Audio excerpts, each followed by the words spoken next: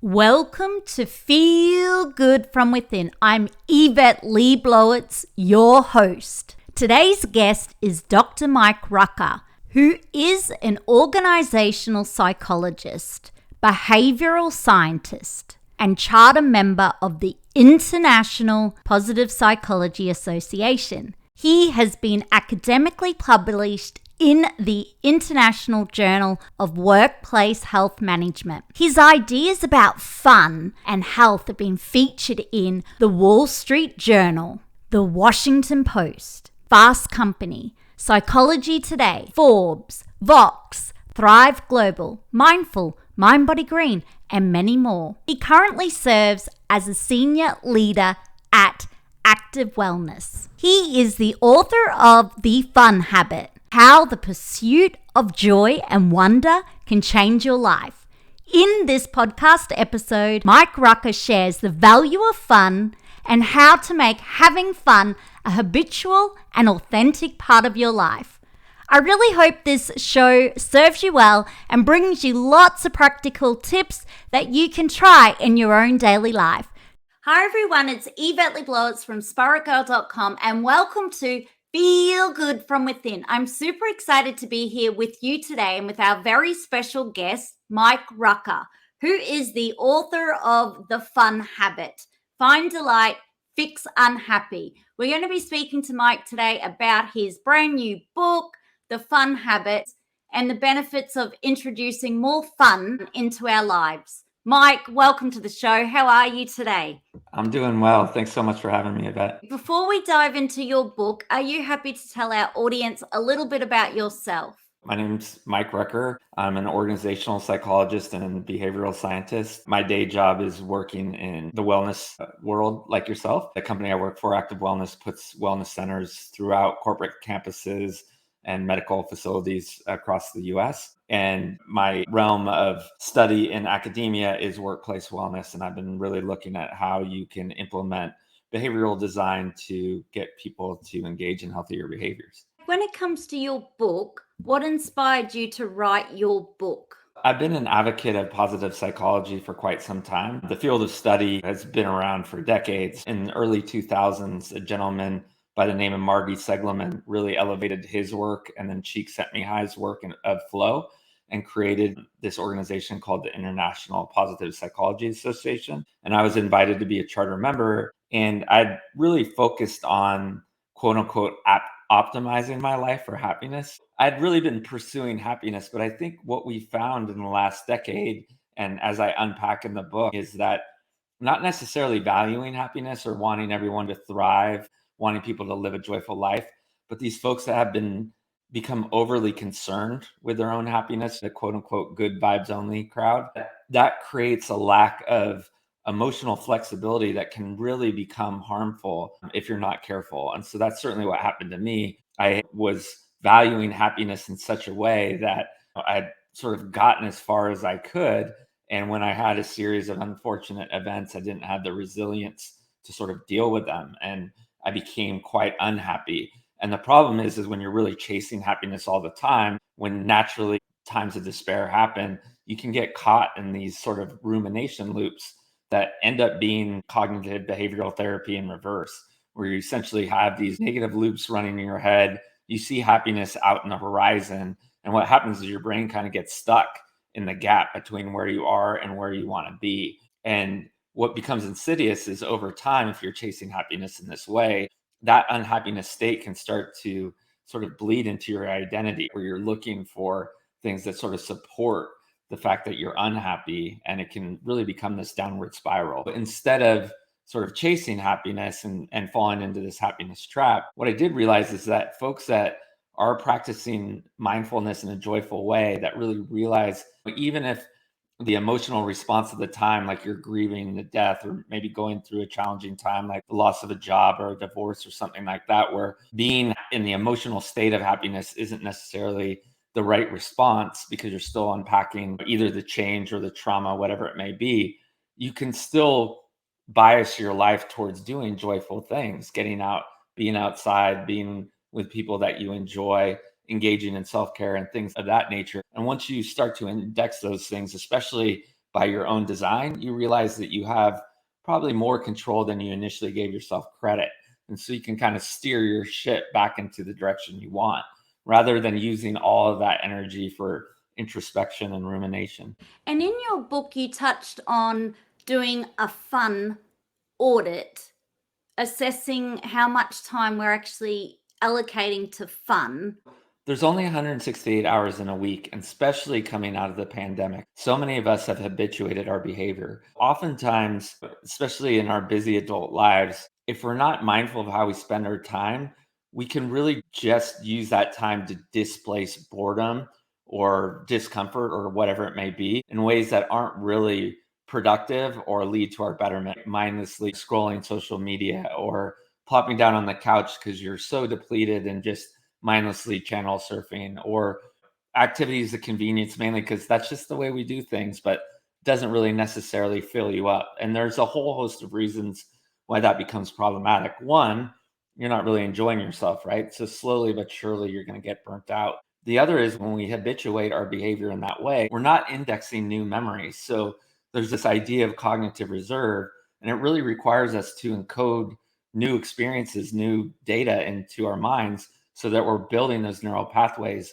When we're kind of just getting along to get along, then we don't really store memories. And what we know from both quant data and then qualitative research, folks like Bronnie Ware that has an amazing book, The 5 Regrets of the Dying, we know that folks that haven't experienced life in joyful ways look back and they don't really have any memories to latch onto. They're sort of like, well, I went to work and I took care of the kids and that's what I did. So making sure that you index opportunities to experience life, to find pleasure out of the things that you do and engage in friendships in a meaningful way. These become very important, especially as we get a little bit longer in the tooth. You're based in the US and you definitely don't have as many annual leave days as we do in Australia. We Yeah. literally get 4 weeks to plan our holiday and then we get public holidays. I can't imagine living in a time where you don't get 4 weeks leave a year Yeah. to go on holidays. It's certainly an issue in North America, especially. I think one of the things that Oceania and the EU has gotten right is that the empathy flows in the direction of the individual. In the US, really, and Canada to some degree, we really flow the other way where our loyalty is with the job, even though that's a maladaptive sort of social norm, where the empathy will be like, I can't let my employees down. I had the good fortune of traveling with a bunch of Aussies on the Siberian Express. We went from Beijing up to St. Petersburg a long time ago when it was safer. Yeah, and I was blown away. Yeah, I'm just taking the month off. And like that's unheard of here. But you bring up a good point, and I think that is that even for folks that are A-type that want to be highly productive, we're starting to look at leisure and fun in the same way that we looked at sleep deprivation in the 90s. In the 90s, before we really understood how foundational sleep was, we would champion those types of things, right? Like I put the kids to bed at 10 p.m. and I grinded it out till 2 a.m. because I'm deriving my self-worth from the productivity that I can squeeze out of every moment. And we now know that even the most staunch productivity coach is going to tell you you need good sleep to be productive. We now know one of the principles that I talk about in the book called the hedonic flexibility principle. It's well researched, is the folks that aren't taking time off of the table for themselves are kind of kidding themselves. They engage in work, but what we call in psychology admin work, that's not really moving the needle. It's not really producing anything. Like answering emails are easy to do, but don't really move you forward. Generally create more work for other people. And they're not showing up the next day with the vigor and vitality to take on the day. And so it's actually a 1-2 punch. One, what I just said, that they're not as productive. So ironically, they might work 60 hours a week, but they're so depleted, they're not producing the same amount as someone who's working 40 hours a week who feels good about what they're doing. But secondly, and I think what's more interesting is these people that are actually taking time to enjoy themselves and engage in leisure are also the ones that look for the harder challenges. So they're not looking at things in a linear fashion. They're able to be innovative and like, how can I tackle this in a more creative way? What can I do to expand myself? Certainly, it's a more direct pathway to transcendence because you're now in this growth mindset rather than I just need to survive the day so I can get to the next one. And you also talked about in your book physicians unfortunately burning out? I think once you're depleted, well, specifically for physicians, what happens is, and again, it's a correlation, but we kind of understand the trajectory, is a lot of folks will lose empathy for what they do. What first happens is you start to see poor patient outcomes because it's a high correlation that physicians need to feel like they're connected to their patients to do good work. It becomes more transactional. There's more mistakes. Sadly, there's more negative patient outcomes. Once that becomes a habitual thing, then they lose sight of their purpose. Unfortunately, they even can succumb to self harm. And again, this is a fairly Western specific problem, especially when medicine here in the States is so focused on meritocracy. When there isn't that balance and there isn't that time for renewal and the opportunities to create the social environment that lets empathy foster, then you start to see these negative consequences, not just psychologically, like we just discussed, but also there's a high correlation with physiological poor outcomes too. Cardiac issues, high blood pressure, all of these negative health consequences that are associated with high stress. It sounds like the solution is definitely a minimum of 4 weeks annual leave. If I had my way, it'd be probably 8 weeks. It's sad too. So we're second to last in the developed world with regards to the United States. But even being second to last, only half of those folks even use their PTO. So even though it's there, and it's not like corporations aren't wise to the fact of what's happening. It's so bad. The social norm is so in need of a reframe that some companies are actually incentivizing people to take their vacations. That's the state we're in. And when it comes to your own fun, you shared in your book that you and your wife got a nanny to help with the bathing of your own children so you could have a couple of nights off a week to connect as a couple. And your nanny really loved the bathing. Tell us more. Well, I think I use that example just to highlight how you can get creative. Sort of the moral of that story was that we couldn't afford a full time nanny. And the idea of getting a sitter to do something as intimate as a bath seemed weird when we could only afford a fractional employee until we said, why is this any different than if we could afford a full time nanny? And also, what's important to that story is for whatever reason at the time, bath time just had become a struggle. I think it was sort of because it was associated with also going to sleep. So they knew the more they challenged us, the later they could stay up. We just realized this is kind of a silly sort of social norm that really just needs reframing because it's no different as long as we find someone that we trust.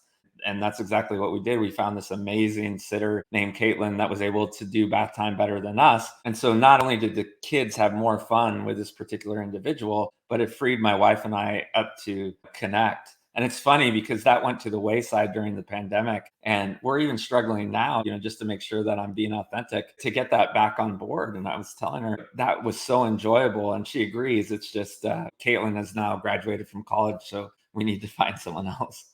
And in your book, you talked about sadly losing your brother. And there was a pivotal moment where you had both gone away to do something fun. You went and did this incredible roller coaster. I think, again, I use that anecdote just to share how important it is to make sure that even if you're living a busy life, to prioritize time with loved ones. Shortly after that visit, my brother passed away. I was on a work trip to New York. At the time, I was living in California. So it'd sort of be like Melbourne and Perth, right? And I didn't have a ton of time, but it was my brother and I didn't get to see him a lot. So I orchestrated it so that I could have this opportunity to do this amazing thing with him. And now I have that memory to hold. And it was something that we enjoyed doing. We like to check bucket lists off. I think if there's anything to take away from it, it's just how important that is. There's always this initial lift, but to make time for especially the folks that you care about in your life, that affords you those opportunities if something dreadful does happen, that you at least knew you put your best foot forward. I don't even like to fathom to think what would happen if I had just been like, oh, I can do it, during the next trip. Being able to prioritize those things and have those memories really does become important. And mine's just one of many stories, right? Where they're the folks that sort of live with that regret because they didn't do it, and the folks that are so grateful that they had those opportunities because they took the time to make them. Sorry to hear about the loss of your brother. That was really that. sad. But at the same time, I took away by listening to your story how you were so grateful and I think glad and felt really blessed you did make the time to see him and experience life together, where you had this amazing time, amazing memory. And at that time, you had no idea that could be your last time seeing him or being with him. I get goosebumps when I say that. So that was really a good reminder to me and anyone listening in how sometimes we're always so busy. Like you say, it can be easy to go, oh, we'll do that next time, or I'm too tired. And then you just never know what tomorrow holds for any of us. And there's a broader concept there. Obviously, it's important to prioritize those things, and especially to prioritize the folks that we care about. Life's more than just dopamine and high arousal. That oxytocin release from feeling connected to the folks that you love is another important aspect of fun. But I think also the idea of time affluence, knowing that I had to be mindful of how I spent that time instead of just letting time kind of circumvent my experience there.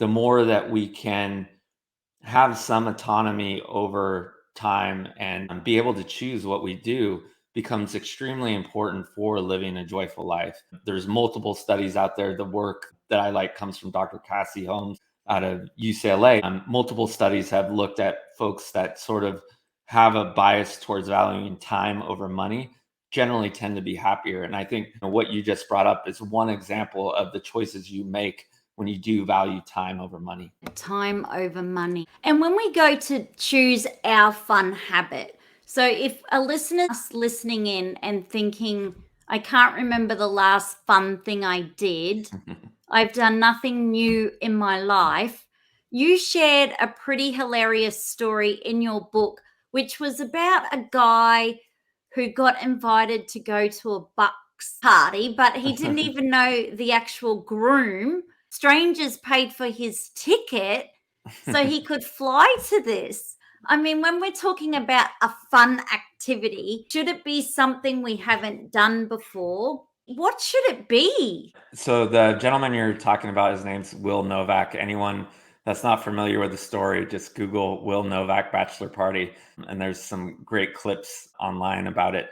The reason I love that story, essentially the world gave Will an invitation and it was his to take, right? I mean, it was certainly an interesting story, but it led to this amazing adventure. And I think life gives us those invitations all the time. So for someone that feels like their life is really habituated, figuring out ways to sort of invite that in by just trying some stuff. It's not rocket science. One of the first ways to do that is sort of write down what are the things that you'd like to be doing. I think a lot of us adults sometimes get stuck because of things that we liked doing as kids, because a lot of like play advocates will be like, oh, well, what did you like doing when you were 12?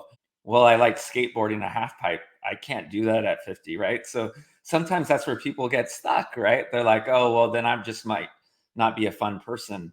And another area where I see a lot of folks get stuck is this idea, and I think this is somewhat true in Oceania as well, is that we're really marketed that only high arousal activities are fun, where that's certainly not true. The most simple definition of fun is anything that's pleasurable and that we feel attracted to, right? And so for a whole host of people, that's going to be things like serenity and calm and other aspects of self-care, which again, when we look at pleasure for the sake of just enjoying yourself, is the same for some extrovert that likes high arousal rock concerts or whatever. But someone will be like, well, what Instagram shows me is being in a crowded beach with a bunch of people. Well, challenge that sort of social ideal that you've seen and realize that if being by yourself by the pool with a book is your idea of fun, you're still a fun person. That's a fun thing to do. Just look at what you're drawn to in life and then start to integrate some of that. You'll make mistakes. You might take an improv class because you thought that sounded like a great idea and you're like, this is absolutely awful, but don't stop trying, right? Because eventually you're going to find your jam. It could just be that you just want to get out and be with people. So join a networking group, something like Toastmasters or something like that. Where I see people really get hung up, the three things that I just described, either thinking that they have to like look back at their childhood and nothing resonates anymore. So just kind of getting stuck because they don't want to be curious and kind of investigate new activities. Two, getting stuck and thinking like, oh, well, I just don't want to go out to a big event anymore. Well, that doesn't necessarily mean that that's how you have to find your fun. Find something more simple. We should choose something that we think is going to be fun for us, put it in our calendar so we're allocating some time, and we actually just need to do it. Yeah, well, and I think you're right. So once you've come up with that list, then making sure that it goes on your calendar is one of the best ways, I think, to make it actually happen. And so for some, there's this idea in behavioral science called the pre-commitment. Maybe pre-buy the ticket, or better yet, invite a friend that's going to make sure that you go. Because a lot of folks will just kind of do that exercise, but not make it happen. And I said I would mention three. So the third one is if you do fail at the first thing, like if it's awful, try and laugh at it, still try to extrapolate a little bit of fun. Like, oh my gosh, why did I, going back to the improv example, like, why did I think that would be a good idea? But then, figure out what your jam is, unpack what was not fun about the thing that you tried, and then, remove that element. Generally, there's three things, the three variables to play with, especially if you're stuck, are who are the people that you're with? Because generally, if you're like, you know what, my friend is always having fun, they can be a great role model. Just invite yourself along. If they're a friend, they're not going to mind. For some, it's playing with the environment, right? Like, have you gotten out in nature in a while, if that's your thing? If you like people, have you tried moving your work environment into a coffee shop?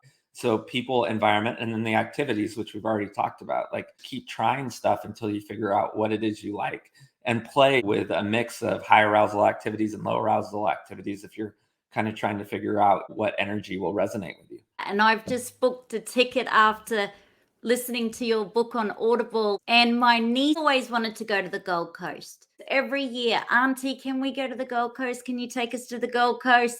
And I'm always busy. And then I'm like, no, this is happening. So we booked the flights, we've got the accommodation, and we're going. And she's so excited. That's amazing. It really dawned on me that for her, this will be one of those family experiences. So when I'm long gone one day, she will have this to remind her of us together as a family. So I'm so glad it's happening. And I thought, I've got to allocate time for fun. I've got to schedule in the fun habit and do this. So that was a good exercise. Before we say goodbye, how do you take care of yourself, and what are some of your self-care rituals? I really tried to make sure that I at least integrate some opportunities for pro-social behavior, doing exactly what you said, pre-committing to. A lot of it has been with my kids. Like the last couple of days, I had just committed to being a chaperone to one of my daughter's activities so that I could spend time with her. And it was also in a couple of really fun places. So I got to really enjoy myself and sort of take a break from this busy book launch activities that I'm doing. Yeah, making sure that I'm connecting with folks, especially coming out of the pandemic. I was feeling kind of lonely. So I'm making sure that I reestablish those friendships. And then my wife and I really are fond of comedy. So we've now have 2 tickets to see some prominent comedians here in the States. And yeah, so those are I would say comedy and making sure that I make time for both my family and my friends are the ways that I'm maintaining my fun habit. I really loved your book. It made me think how if we create fun, that obviously gives us such great benefits for our mental health and well-being. And we're also creating everlasting memories, expanding ourselves so life doesn't get boring. And whilst the world might be chasing happiness, whereas fun is actually achievable. I mean, I think the two are great bedfellows, right? For folks that kind of want more of a model. I mean, essentially indexing fun things like what you just described, that becomes sort of a leading indicator. Am I enjoying my time? The simple frame of 168 hours, like, are the things that I'm doing in my life filling my cup up? And then ultimately happiness becomes this lagging indicator of, yeah, things are okay. And so you're really now enjoying the journey, as cliche as that is, instead of waiting for happiness to arrive, which we've already unpacked is fairly problematic because it kind of paradoxically leads you in the other direction. I love it. Now, Mike, what is your hope for your newfound book readers and audio listeners?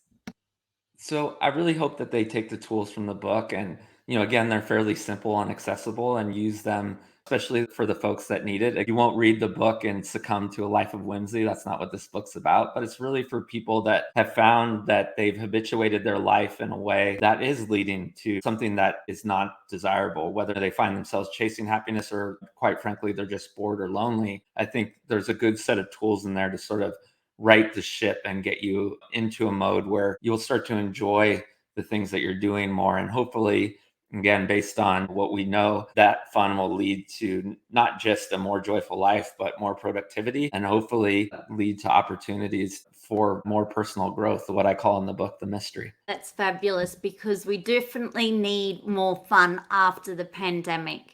Because that was not fun, the pandemic.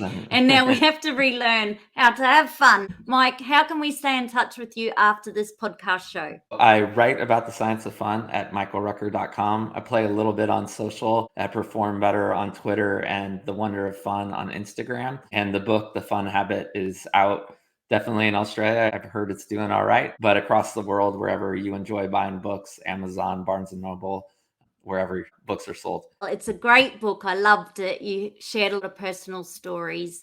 On Audible, you even did the book, which was brilliant. So that was a good effort doing that book.